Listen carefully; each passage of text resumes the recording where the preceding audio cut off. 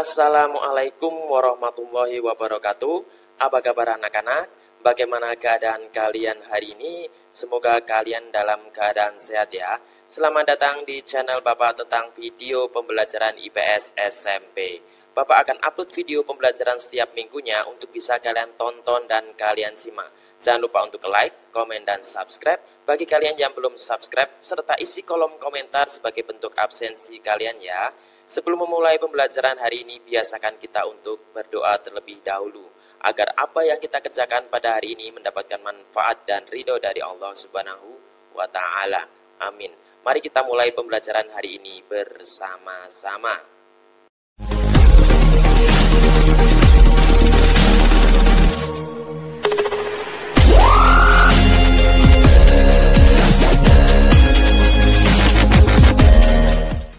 Materi 6, Ilmu Pengetahuan Sosial atau IPS, kelas 7 semester 1.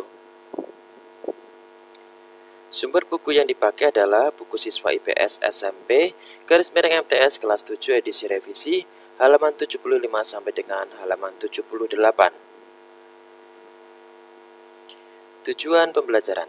Setelah kegiatan pembelajaran dilaksanakan, peserta didik diharapkan dapat menjelaskan bentuk-bentuk perubahan akibat interaksi antar ruang. Bab 1. Manusia, tempat, dan lingkungan. Materi yang akan kita pelajari hari ini adalah perubahan akibat interaksi antar ruang. 1. Berkembangnya pusat-pusat pertumbuhan. 2. Perubahan penggunaan lahan. 3. Perubahan orientasi mata pencaharian. 4. Berkembangnya sarana dan prasarana. 5. Adanya perubahan sosial dan budaya. Dan yang keenam, berubahnya komposisi penduduk. Perubahan akibat interaksi antar ruang. Interaksi antar ruang dapat terjadi dalam berbagai bentuk seperti pergerakan orang, barang, gagasan, dan informasi. Semua pergerakan tersebut menimbulkan perubahan, baik bagi daerah tujuan maupun daerah asal. Interaksi keruangan meliputi beragam jenis pergerakan seperti perjalanan menuju tempat kerja, migrasi, pariwisata, pemanfaatan fasilitas umum, transmisi informasi dan modal, wilayah pemasaran, kegiatan retail, perdagangan internasional, dan distribusi barang. Semua bentuk interaksi tersebut berdampak pada adanya perubahan. Berbagai perubahan akibat interaksi keruangan yaitu sebagai berikut. 1. Berkembangnya pusat-pusat pertumbuhan. 2. Perubahan penggunaan lahan.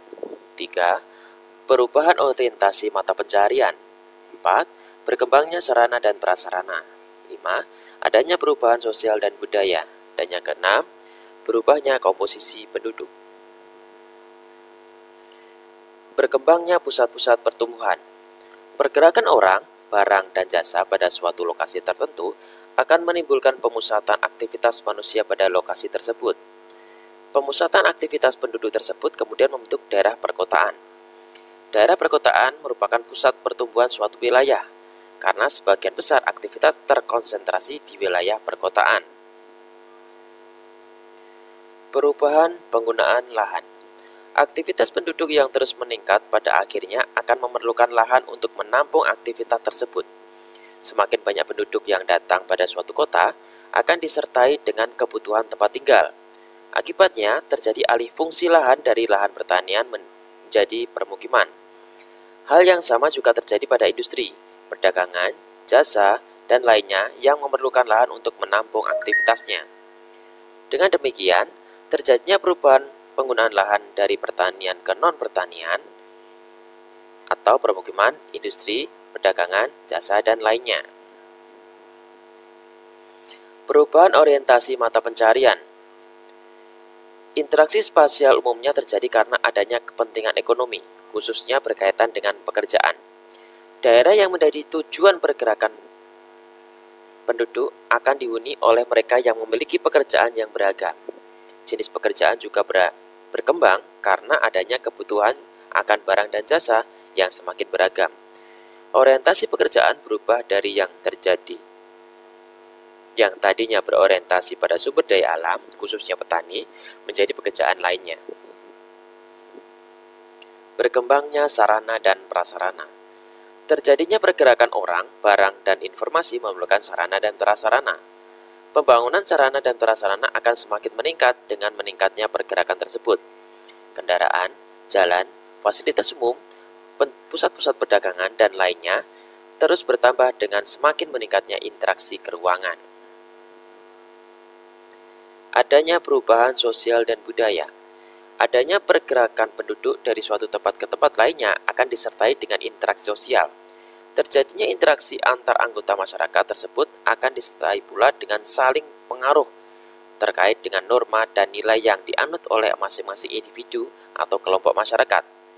Kelompok masyarakat pendatang dan penduduk asli saja memiliki nilai dan norma yang berbeda. Perubahan sosial juga menyangkut perubahan status sosial. Berkembangnya suatu wilayah karena adanya interaksi spasial akan mempengaruhi status sosial masyarakatnya. Perubahan juga dapat terjadi pada aspek budaya, karena penduduk pendatang dan penduduk asli dapat memiliki budaya yang berbeda. Perubahan sosial dan budaya pada saat ini tidak lagi hanya karena adanya pergerakan penduduk, tetapi juga karena adanya aliran informasi dari suatu daerah dengan daerah lainnya, bahkan antar negara atau benua yang jaraknya sangat jauh sekali. Contohnya, gaya busana aktor atau aktris di Amerika kemudian ditiru oleh penduduk Indonesia. Berubahnya komposisi penduduk. Interaksi keruangan dalam bentuk pergerakan orang akan menimbulkan konsentrasi penduduk dalam suatu wilayah. Penduduk tersebut memiliki latar belakang yang berbeda-beda, misalnya agama, status sosial, usia, jenis kelamin, mata pencaharian, etnik atau suku bangsa, dan lainnya. Akibatnya, komposisi penduduk berubah dari yang awalnya relatif seragam, misalnya sebagai yang besar etnik Sunda, kemudian berkembang menjadi beragam etnik.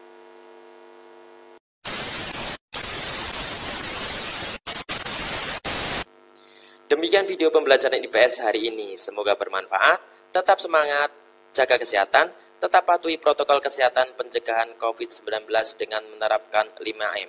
Semoga kita dijauhkan dari segala macam penyakit dan kita berharap agar pandemi ini cepat berakhir sehingga kita bisa beraktivitas seperti biasa. Jangan lupa untuk like, komen, dan subscribe. Sampai bertemu lagi di video pembelajaran berikutnya. Terima kasih. Wassalamualaikum warahmatullahi wabarakatuh.